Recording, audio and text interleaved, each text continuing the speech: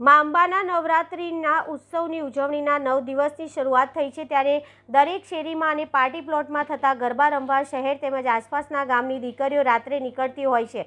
નવલી નવરાત્રિના બીજા દિવસે શહેરના ભાયલી ગામ વિસ્તારમાં નવરાત્રિની ઉજવણી વચ્ચે સગીરા પર દુષ્કર્મની અપ્રિય ઘટના સામે આવી છે. વડોદરાના ભાયલી ગામમાં સગીરા પર દુષ્કર્મ આચરવામાં આવ્યું હોવાના બનાવના પગલે તાલુકા પોલીસ મથકનો પોલીસ સ્ટાફ તેમજ ઉચ્ચ અધિકારીઓ દોડતા થઈ ગયા હતા અને એફએસએલની ટીમ સાથે બનાવ સ્થળે પહોંચી વધુ તપાસ હાથ ધરી. એફએસએલની તપાસમાં સ્થળ પરથી માણસના ચશ્મા અને પાયલના ઘૂંઘરું મળી આવ્યા હતા.